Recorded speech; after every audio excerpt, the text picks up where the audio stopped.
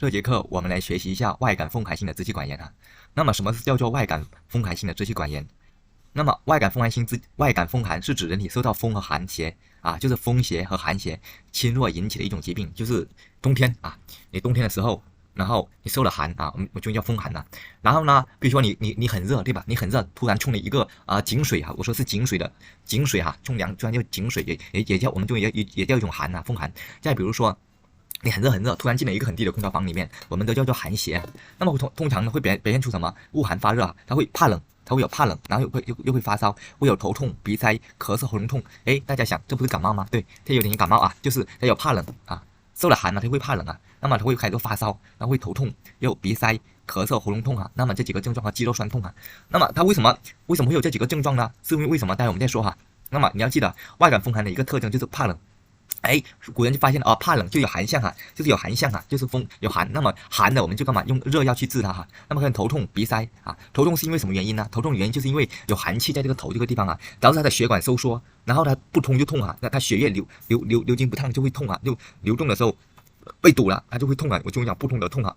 那会鼻塞，因为寒气，因为你肺和皮毛哈，就是我们的皮毛这个地方啊，它是有寒气哈，因为你寒了，它那毛孔就闭塞了，你一闭塞，那肺然后。那寒气就会汇入到肺这个地方，肺这个地方呢，它那个温化能力哈，就肺的温化能力就会减弱，它的温化能力就会减弱哈，就是温化能力它就会减弱。那么一减弱之后呢，就是减弱之后，它的鼻涕呢，它就会堵塞在那个地方就不通啊，所以就有一个受寒的一种表现啊。为什么肌肉酸痛呢？是因为寒气在肌肉之间啊，它就寒它就不通了，就会痛啊。那么临床症状大家记得哈，就是咳嗽、咳痰色白，不是黄，是色白。我们中医讲色白代表有寒哈，就痰稀色白，肺有寒气了，鼻塞、流清涕、身疼痛、脉浮紧啊。这个脉浮紧的话以后学脉诊是专门说这个浮紧脉啊。那胎薄白看没有？这个叫薄白胎，这个叫薄白胎啊，淡红舌，这个舌就是淡红哈，它上面一点胎都没有哈，就是很薄白，就是这个薄白胎，看到那个舌的底部是薄白胎。那么正常分析哈，那么症状分析哈，那么正常情况下肺不会有痰。正常情况下肺是不会有痰的，肺有痰的说明肺脏的水液代谢出了异常了。中医界对于痰的病机有很多种解释哈，就是很多种解释。然而最被中医界接受的理论的病机解释为肺脏有寒气，或者受到寒气的影响，寒邪凝滞，导致阳虚啊，因为寒多了，对不对？因为人体过多的阳气进了体内了，阳气抵挡不了哈，阳气抵挡不了，它就会虚弱，导致呢肺脏的热性不足，从而导致水液运化不畅成痰，所以出现白稀痰啊。为什么不是黄痰呢？为什么不是黄连痰呢？是因为肺这个地方它有寒气啊，因为肺这个地方它有寒气，所以出现了白稀痰，而不是黄连痰，它是白稀痰，有寒气啊，它里面的肺的水液、津液，它就慢慢的越来越就是聚集在一起啊，这就成为白稀痰了。说明肺的寒气受到的寒气越多，如果受到了热邪，就会产生黄痰了。好，咳嗽只是一个结果，也只有中药能专门治疗这种咳嗽哈，也有专门的中药哈，也有专门的中药能治疗这种咳嗽啊。但是如果不能分辨出寒热湿等属性哈，仅仅是一个没有辩证意义的症状而已哈，咳嗽是没有任何辩证意义的，那就说是咳嗽，但是你要从个辩证意义面知道它的寒热属性哈。痰稀色白表示有干嘛？有寒象哈。痰稀色白，它表示一种寒象。痰多白稀是一种寒湿的现象啊。痰多又白稀，它这种湿是不是多了？寒多了就痰色白稀是种寒象啊。这种就有了辩证意义啊。恶寒发热是由于恶寒邪气呢侵入人体之后呢，阻滞了正常的气血运行，致使人体阴阳失衡，所以寒热错杂，体内的寒气就凝聚啊。寒内凝聚导致体表发生寒战，就会怕冷，因为体内有寒气进了，你这个通过皮毛进去之后，你就会怕冷，手脚冰凉，就会怕冷哈。寒气它一直可以内传哈，它现在在皮肤这个地方，所以就感觉有点冷。那么发热则是人体代谢反应的一种生理表现，代表着体内阳气逐渐增加，逐步的想排除这邪气哈。因为你为什么会发热呢？因为你体表有寒呐，对吧？那你体内的那个阳气就想出来，把那寒气给干嘛？把寒气给排出体外，所以你肌表的寒气，你肌表的阳气就会越来越多，你就会开始发热哈。那么头痛原因是什么呢？头痛是由于风寒邪气阻滞的经络，使头部的气血运行不畅，气机混乱，导致头痛的症状啊，就这种你头部不通的痛啊，你头部这个地方的气血干嘛被凝滞了，对吧？然后它这个气血就不通了，不通就会痛啊。同样呢，有风寒邪气呢，它一样干嘛？阻滞了这个皮窍，寒气阻滞那个皮腔，那你鼻子就会不通，因为它影响了它那个血管收缩啊，鼻腔的那种血管一收缩，它那个鼻子分泌就不通啊，它就会使得鼻黏膜肿胀分泌增多啊，导致鼻塞症状啊。OK， 那么咳嗽、喉咙疼痛啊，风寒情况一般就是不会导致这种喉咙疼痛，很少哈，一般是基本是没有这种喉咙疼痛。喉咙疼痛的一种情况就是风寒久了之后呢，它郁而化热哈，风寒在机体久了，它导致干嘛？郁而化热，风寒就我写这几个叫郁而化热，郁而化热。看到没有？喉咙疼痛的原因就是因为久了这个地方郁而化热，理解了吗？大伙明白了吗？风寒邪气和人体在这个喉咙这地方，它因为风寒邪气进了人体这个地方之后，它想通过谈到咽喉也是一个主要的要道，对吧？然后这个地方呢，人的阳气在这个地方干嘛？在喉咙这个地方跟它干嘛对抗？所以就会有热，但是一般很少有这种喉咙痛的情况啊，这是中医的解释啊。OK， 郁而化热就郁久了就会化热啊，就是由于风寒邪气进入了干嘛？肺部和喉部，阻滞气机运行，导致肺部气机不畅，使干嘛受到刺激啊，引起咳嗽啊。喉咙痛是因为什么？久了就是寒气久了没有出去，就是寒气久了在肺内都没有出去，人的正气就干嘛？就会跟在这个地方跟打架，它久了这个地方就会化热了啊。我们之前讲过，为什么才红肿热痛？气有余变化火，它热在这个喉咙这个地方和正气和人的邪气在这个地方干什么？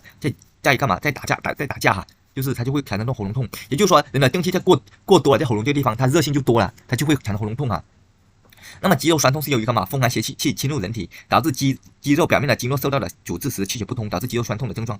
看到没有 ？OK， 所以我们中医的治疗方法采用什么？辛温发汗啊，所以一定要用热药，对吧？辛就是热药的意思啊，辛温发汗的方法或者针灸来驱寒邪气，然后要保持干嘛？避免受凉哈。好，那么我们讲这个以笑为师这种概念啊，就说任何去治疗中医的任何人都不是呢老师，而我们要以干嘛？要以疗效说话，没有疗效，你讲再多的中医理论都没有用的，所以你必须要以疗效哈。我们看啊。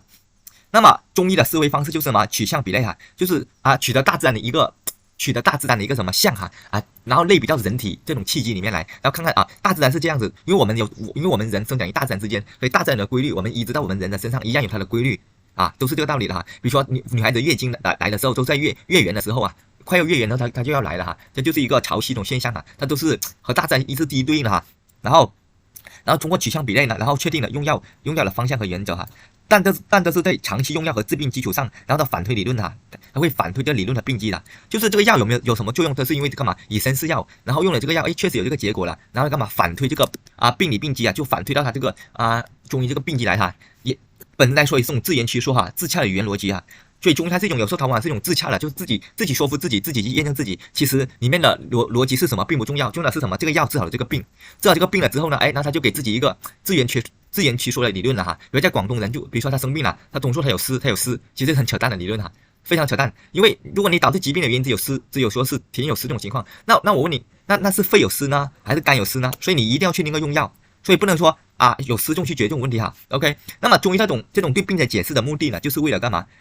让医者记住用药和开方的逻辑，里面的病理病机推理逻辑作为参考就好哈。就他跟你解释这种病理逻辑，你作为参考就好。你认为他是对的就是对的哈，你觉得他这种解释通，你认这个道理你就认哈，那不认也没有关系，你可以有自己的这种解释这种道理哈。因为中医有很多的治病的模型，比如说张仲景的叫六经辩证专门这六经辩证，还有一气周流的理论，还有胃气营血辩证，还有三焦辩证，它都是对疾病做了一个疾病模型，然后他用药，然后他确定了用药这种治病模型之后呢，然后他就干嘛？确定了这个用药，也就是说你用这个治病模型，你就要必须用他的药。你确定这种治病模型，你就用它的药。比如扶阳派，那么扶阳派，那么他理论就重用附子他就重用附子这个药就扶阳派就你用它的这个派别，你就要用专门的他这个药的剂量。比如说你学了武当派是吧？那你就要用武当派的武功。如果你学的华山派，你就用华山派的武功，它有偏向性扶阳派呢就专门就重用附子，对吧？还有三焦辩证就是会用牛角是吧？牛角、羚羊角犀角这些还有金花、连翘这些那么这个。那个六经辩证的张仲景呢，就会喜欢用柴胡麻黄对吧？桂枝苦杏仁半夏细辛白术茯苓这些也就是说，你用了什么治病模型，你就用它的那个药所以人家分伤寒派和温病派，就这个道理。就你用那个药，就决定了你是什么派别那么这些不论是什么派别，也不要去讨论它的什么义理，我们干嘛要以效为师，以效果就赢了老师好，那我们看这个痰液分析。这痰液分析就是我们辩证的有时候一个很重要的依据痰液痰少黄黏或者痰多黄稠盖血是一种什么？是一种热象这种热象，只要确定了寒象、寒湿象热象，比如说你看病的看这个痰咳嗽的时候一定要看这个痰，咳嗽的时候记得看这个痰是非常的关键只要确定了这个热象，这个痰是寒象、寒湿象、热象，就能确定用药的方向。因为治疗寒象的咳嗽、寒湿象的咳嗽、热象的咳嗽，所用的止咳药的方向是不同的大家再看痰稀色白、鼻塞、涕青这3个症状可以确定寒象啊，因为这白色的东西对吧？因为会有寒气，我只给一个解释啊。那么中间也是这么解释的，因为会有寒气，所以寒气它不会去蒸干，大自然你有寒气是会凝结水汽啊，是会把水汽凝结起来，它就会痰渍就越来越多啊，所以它就产生个鼻涕增多，鼻塞也有很多鼻塞和鼻涕，痰稀就色白或者痰量增多，是不是我们大自然这种天气变冷之后，那个寒气就会把水就慢慢给凝结了。同样天空，我们的天空。水地也是嘛，对不对？越高空它就干嘛？它是不是越冷啊？是不是越高空越冷？然后我们地下的被太阳一蒸了，那地下的水空就地上的水就慢慢往天空去蒸发，它就慢慢变成水了，就这个道理哈。OK， 那么寒气在哪呢哈？那么这个寒气在哪？就要涉及到疾病的病位病性啊。这寒气在哪个地方？那的病位在哪？好，只要舌苔薄白。中的理论通过长期的实践发现，病气就在身体表面啊，就在皮肤表面，所以我们叫表症。就是表症，就是还没有深入到这个人体的机体里面，所以我们叫表症哈。好，舌苔薄白哈，所以外感寒邪中有一种怕冷的感觉，这种寒气还没有深入到机体的内部。对于邪气代表，《黄帝内经》的理论就是气在表就寒而发之，所以你感觉怕冷啊，如果你感觉有种怕冷，然后开始发烧，我们就干什么？要干嘛？发汗啊，也就是说只需要吃某些中药，例如麻黄，然后机体就会发汗，发汗之后寒邪就是从肌肤腠理，我们中医讲的肌肤腠理就哪？肌肤腠理就是我们的那个皮肤哈，就是皮肤这一层啊，就排出体外。OK， 那么再看看舌苔薄白，舌头上有一层白白的，并且不是很厚的舌苔，就是人体正常的舌苔哈。例如 A 所示，看没有？这 A 薄薄舌苔，对不对？好，如果这个白苔啊，你看这个，如果白色苔渐渐变厚变黄苔，慢慢变厚变黄苔，表明干嘛？病气啊，就是我们的病气，就是我们的中医讲叫什么气？叫邪气哈，邪气。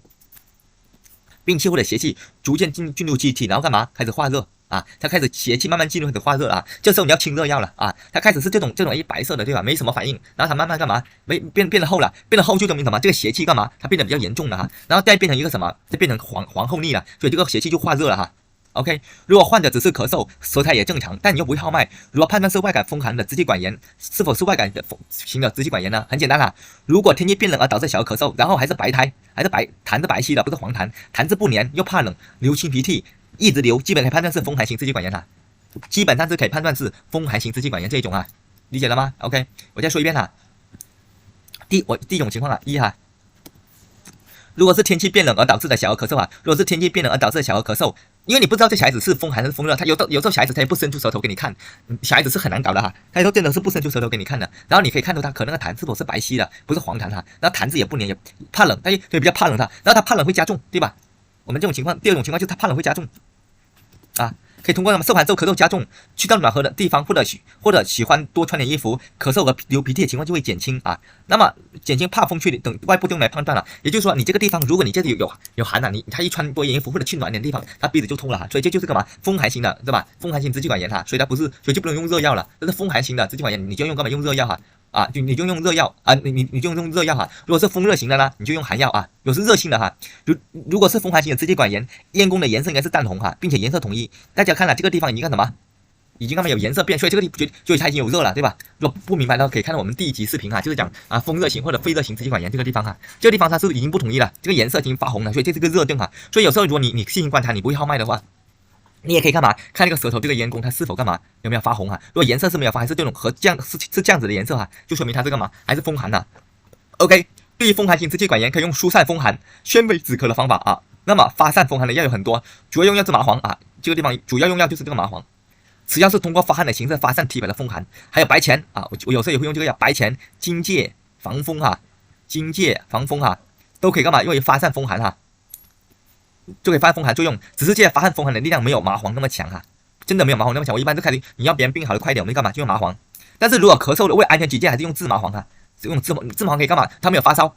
麻黄呢，它这个样子，它外感风寒之后发烧哈，它可以发烧可以用麻黄。如果是咳嗽呢，就用制麻黄啊，因为麻黄它，如果你煮不熟，它有点毒性哈，你用制麻黄。制麻黄呢，就是用蜂蜜炮制过的麻黄哈，对止咳效果比较好哈。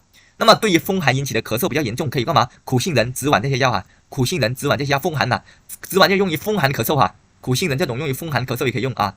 还有款冬花、紫苏子，记得这几个药，紫苏子啊、桔梗啊，治疗这种咳嗽、风寒咳嗽就有用啊。因为这几个植物呢，款冬花、紫苏，它它的药性比较偏温啊，它比较偏温，它不像金花一样，金花的力量得比较偏寒啊，所以它比较偏寒，所以我们就用干嘛啊？款冬花、紫菀、桔梗啊。小孩子哈，小孩子的风寒型支气管炎可配伍2个发散风寒的药物，例如哈芝麻黄、荆芥哈这2个药，对吧？那么药量控制在5到10克之间啊，用那个5到10克之间，用芝麻黄，用荆芥，然后这2个是发散风寒的药，再加上2味干嘛止咳的药，看到没有？或者呢，这2止咳是止咳，这两个款冬花、止脘啊，第一个药方哈，第二个药方就是啊止脘、款冬花这2个药方哈，就是止咳哈，就止咳。这个止咳，那白前呢疏散风寒，芝麻黄呢也可以疏散风寒，然后也可以止咳哈。芝麻黄它是可以疏散风寒导致的发热，也可以止咳哈。那么第3个，这个芝麻黄也是一样哈，芝麻黄既可以干嘛？芝麻黄既可以干嘛？疏散风寒，也可以止咳哈，一举两得哈。那还有苦杏仁止咳哈，白前也可以干嘛？疏散干嘛？风寒，干嘛？紫苏子可以干嘛？可以止咳，桔梗可以干嘛？止咳，荆芥可以疏散风寒。所以呢，以上主方是参考主方都可以拿来试用，或者根据以上的主方自己主方都是经验处方，效果也不错。只要能正确判断是风寒型支气管炎，就一定会起到一定的效果哈。大家能理解了吗 ？OK， 我们再看这个哈。这个地方我再总结一下这个用药，大家比如说像芝麻黄，它既可以干嘛？它有些外感风寒会发热哈。那么只要这个人开始怕冷了，就是说，感冒之后才怕冷，就是什么外感风寒哈。然后外感风寒它可能会发烧，你同样可以用这个方法啊去治疗哈，就是外感风寒的发烧，你可以用芝麻黄啊，这种苦杏仁这种咳嗽风寒型支气管炎哈，你就可以用这几个药啊。那么对关于痰多白稀哈这个病理就解释一下，如果咳嗽白稀痰越多，说明肺脏受的寒气越多，导致肺里的痰多，导致胸闷呼吸困难哈。这痰多它有寒气，所以可以用什么？你要快速清理这个痰啊！你看那个老人家一出那痰是白稀痰，马上用什么橘红是吧？可以用橘红，还有什么清半夏，它可以燥湿化痰哈。你肺的寒气比较多，就比较水湿比较多，就可以用橘红这种清半夏来燥湿化痰啊。药物用量可以根据个人体质控制在5到10克之间。如果是小孩子，可以用到6克左右；成年用到10克。对于扶阳派，你看扶阳派啊，你看那理论啊，就是中医一种学派啊。肺寒导致的白色痰、咳嗽痰都用什么？用干姜啊。用干姜啊，因为干姜可以干什么？温肺散寒啊，寒气去了，痰就是减少。但是这都是理论，是否有效要以临床效果为准。但对于咳嗽白痰多的，配伍橘红啊、清半夏这2个药啊，一般来讲都是用这2个药啊，清半夏啊，燥湿化痰中的就是寒痰的有作用哈。OK， 反正只要你出现这种寒痰的比较多，就用橘红和清半夏，因为橘红和清半夏它这种药啊，它不管什么，只要你出现的白稀痰多，就用这个药哈，它这里面避免任何辩证的思维。没任何辩证思维，就是这个病我就用这个药，仅此而已啊。那么 OK， 还有我们再看这个还有一些比如说有些外感风寒如果外感风寒它会影响这个头部曲血运行，因为有寒气，头这个受寒它的血管就会收缩，一收缩这个地方就不通了，不通就会痛。那么对于风寒这种特征头痛会用什么呢 ？OK， 我们用白芷、川芎和细辛各3都可以我这个地方这个地方如果导致这种风寒就你明显感觉到我洗了头，然后又吹了风，感觉到头痛我再说一遍，如果有人洗了头发没有干，然后又正值冬天然后头又吹了风，我们叫中了风寒所以可以用川芎3到10克，白芷5到10克，或者细辛3到10克来散寒止痛来止这个头痛如果受寒之后周身疼痛，说明了干嘛？寒气影响了周身。大家有没有当时得新冠的时候有没有这种感觉？就是受寒之后哇，一发烧就全身疼痛，有没有感觉吗？应该大家都有或者有些人就是受的就是冬天的时候有这种病，尤其是冬天外感风寒，天气比较冷对吧？哇，开始周身疼痛哇，这很痛。那么呢，我们可以用什么？用麻黄5到10克然后通过盖被子让发汗出饥渴对于发烧也是因为干嘛？外感风寒引起的发热，原因是因为寒气侵入机体，导致人体干嘛？阳气不足，从而无法抵御寒邪同时寒邪聚集在内，阻在气机运行，引起机体正常的功能受到干扰，导致干嘛？体内湿气和痰湿病理，它进里面它导致人的湿气和痰饮等积聚在你体内，在这些地方那么这些病呢聚集到一定程度呢，就会导致气机不畅然后这个全身就会痛OK， 那么为了应对寒邪入侵和病邪的情况，用什么？用麻黄麻黄这种药就治疗这种外感风寒，就是怕冷、咳嗽、发烧、全身痛，就用麻黄。麻黄它可以通过发汗的形式，把这寒气从皮肤干嘛排出来就这个地方好，我们这个地方总结那么风寒型的支气管炎都是因为天气变化变什么？变寒变冷突然变冷就是天气变冷导致的发烧。退烧之后就一直开始干嘛？咳嗽。那么通过洗的消炎处理，还一直咳嗽的这种咳嗽的状态就是会流清鼻涕受寒加重，舌苔薄白。刚才那舌苔薄白大家也看了就这种叫舌苔薄白舌苔薄白看到没有？这个苔看不到了，这种是舌苔很厚腻了，这种已经开始化热了，这种就是那个病气它逐渐加深了好，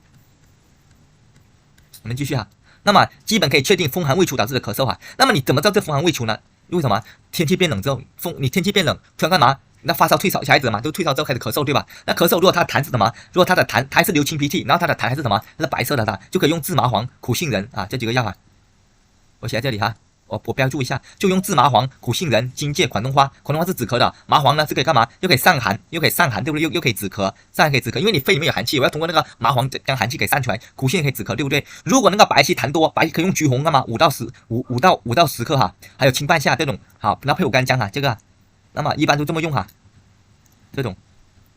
好，那么前面呢就是辨病论治，就是你只要出现这个症状，辨证论治啊，你只要出现了痰多白芪的症状，我就用橘红和清半夏来治理。而且那么这个地方就是，那么我这个地方叫辨证论治啊，辨证论治疗，这是辨证论治啊。那么如果这配伍干姜就叫什么？辨证论治啊，辨证论治啊，就是就肺有寒了，对不对？